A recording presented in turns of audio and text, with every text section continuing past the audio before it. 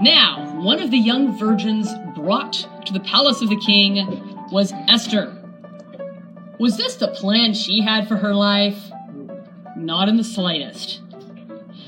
Perhaps she had different plans. Perhaps she wanted to marry and have a family.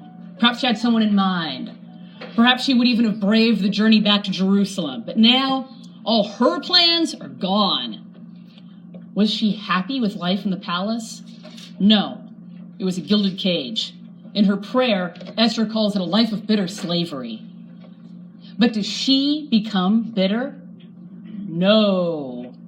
Esther's life really reminds me of the serenity prayer. Lord, grant me the serenity to accept the things I cannot change, the courage to change the things I can, and the wisdom to know the difference. This first part of Esther's life reminds me that this is the serenity part.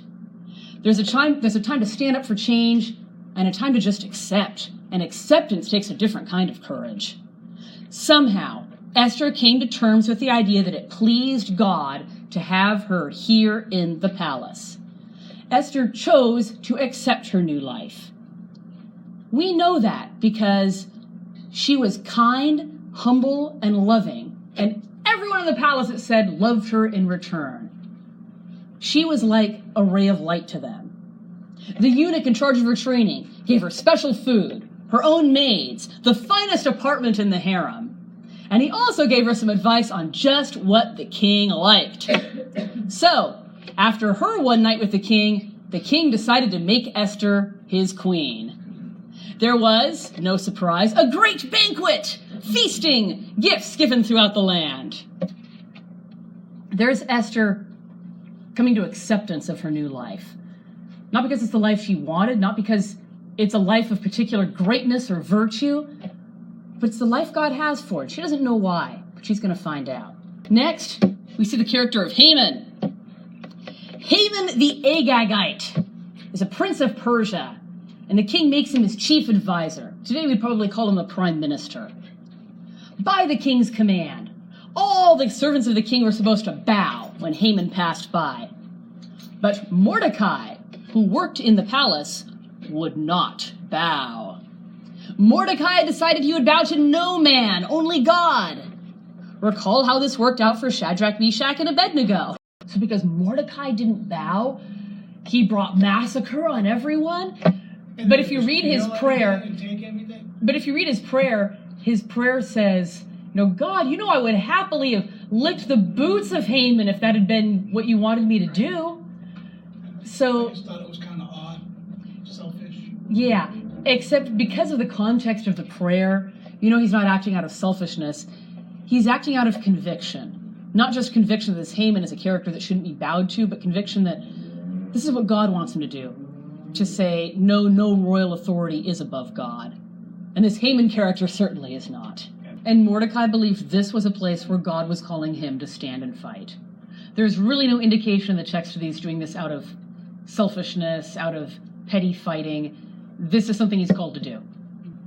And this is one of those many places where doing what God asks us to do gets us in hot water before God, brings us through it, makes everything better than it was before, and gives us a, wow, look at how God worked in this situation. That's about every single story in this whole Tales from Exile class. Haman was furious, and when he found out Mordecai was a Jew,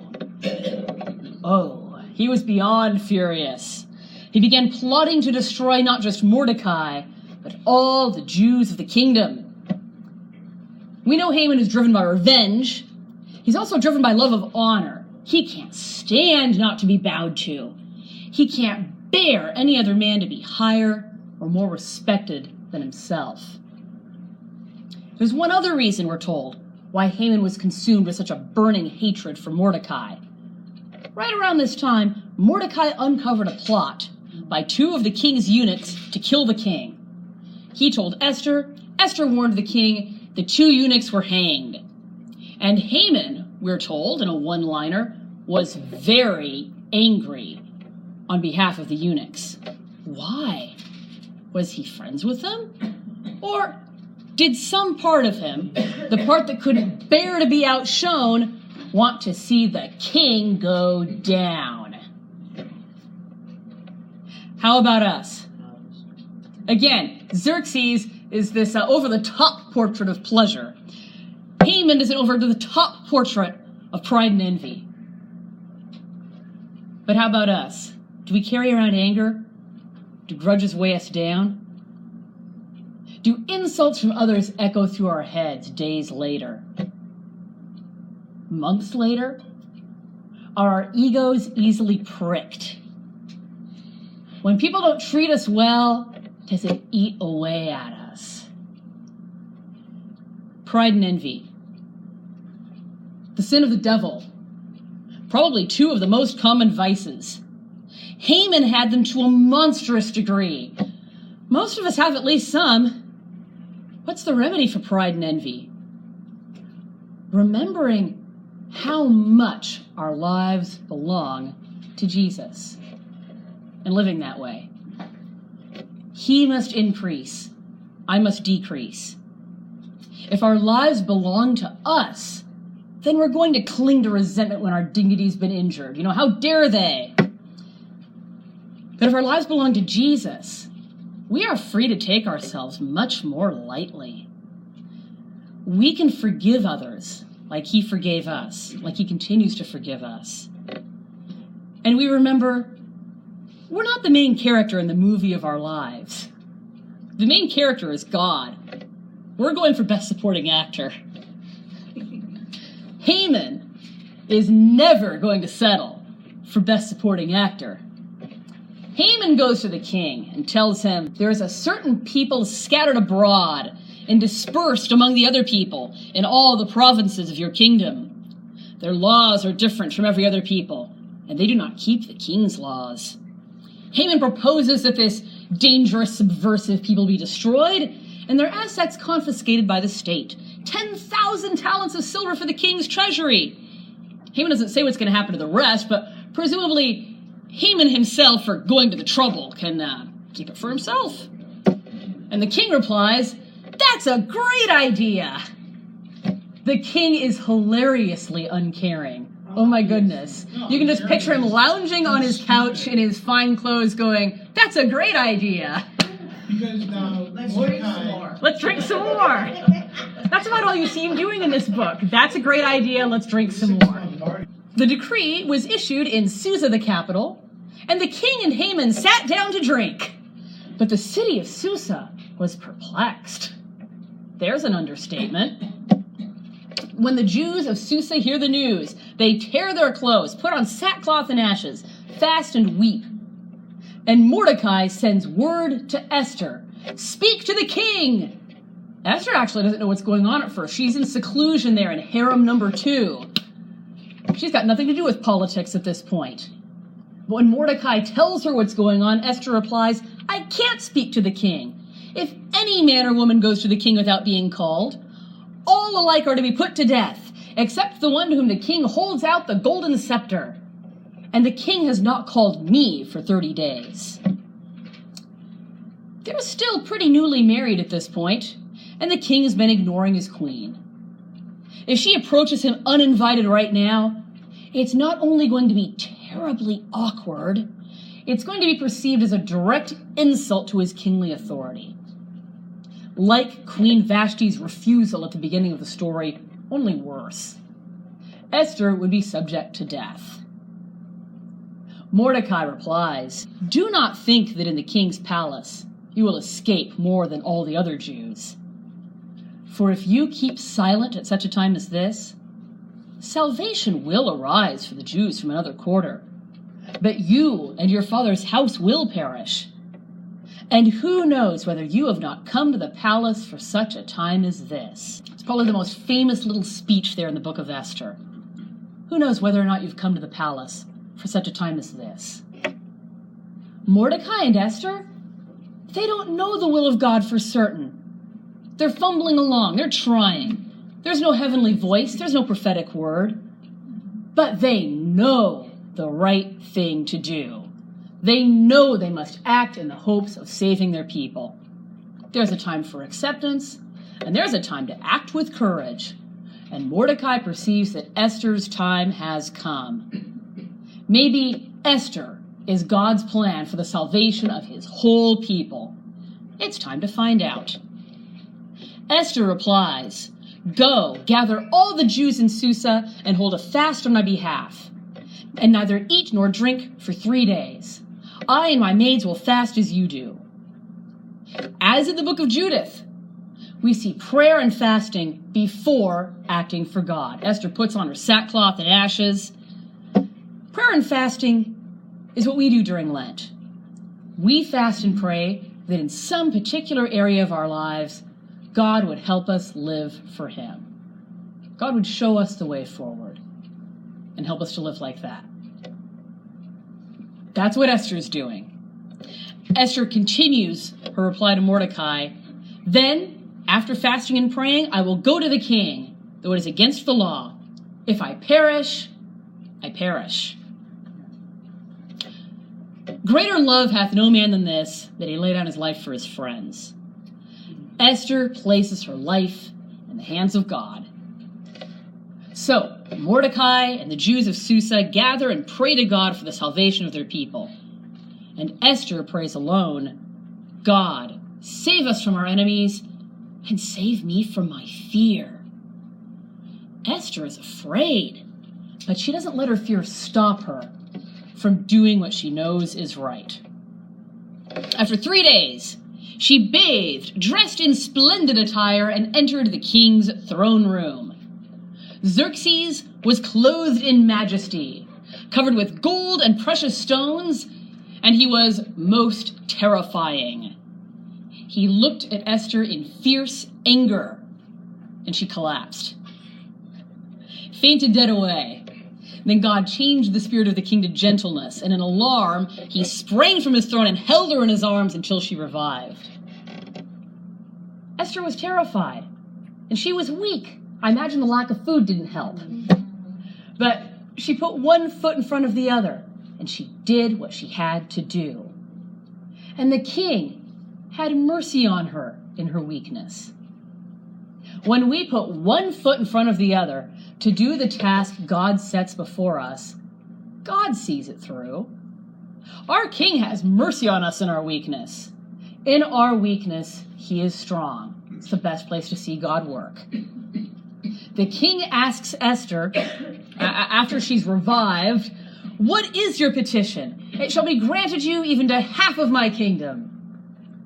Esther replies, "If I have found favor in the sight of the king, and if it please the king to grant my petition and fulfill my request, let the king and Haman come tomorrow to the dinner which I will prepare for them."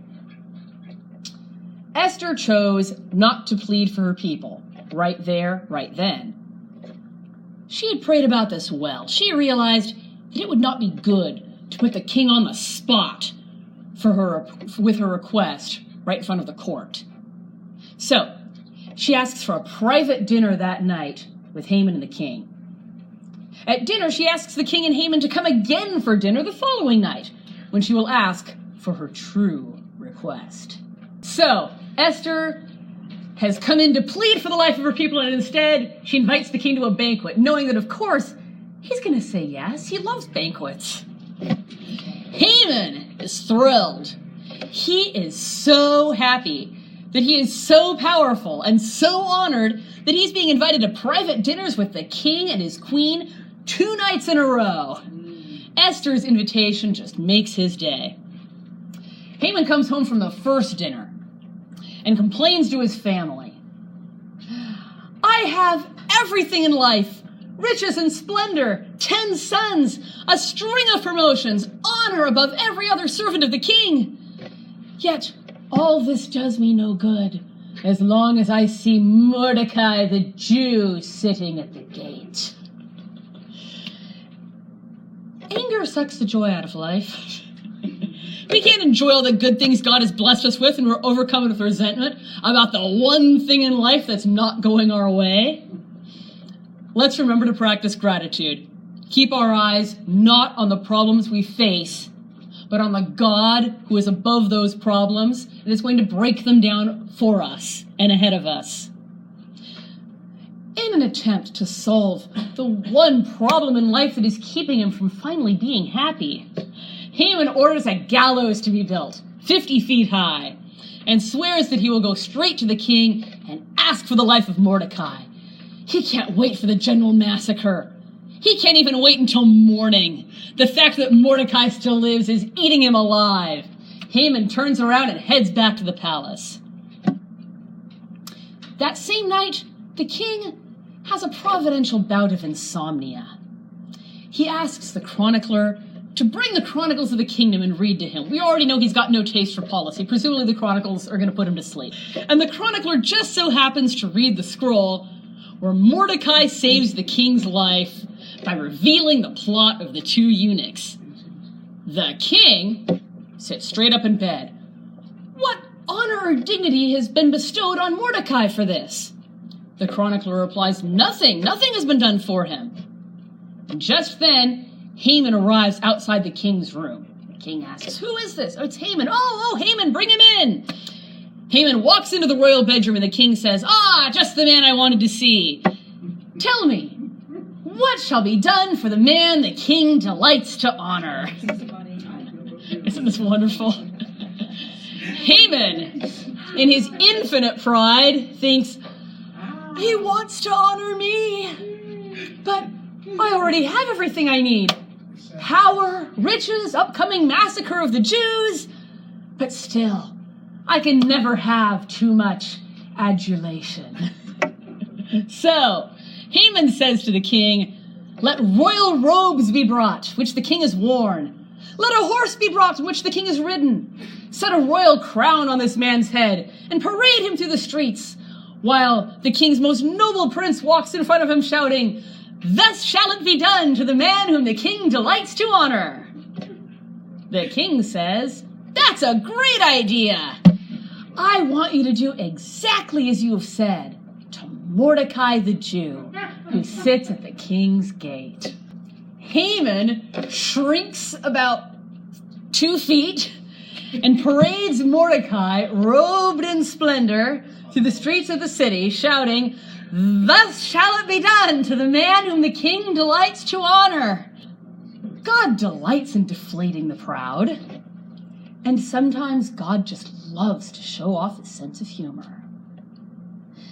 Haman, massively deflated, arrives at the banquet that night with the king and queen. The king asks again, what is your petition, Queen Esther? And Esther points her finger at Haman. A foe and an enemy, this wicked Haman. He has sold me and my people to be destroyed, to be slain, to be annihilated. Esther found her voice. She didn't know what the king's reaction was going to be, but she knew she had to speak. The king got up in anger and began to pace the garden. Esther probably didn't know what he was thinking, but they're going to find out really soon. Who's he going to choose? His young queen or his closest advisor? Haman, knowing better than to approach the king uninvited, begins to beg Esther for his life. In his panic, he grabs her. In his panic, he pushes her down on the couch, begging for his life. And then he feels the king breathing down his neck. Get your hands off of my queen. And Haman knew he was a dead man. One of the eunuchs in attendance said, Haman has built a gallows for Mordecai 50 feet high. Hint, hint.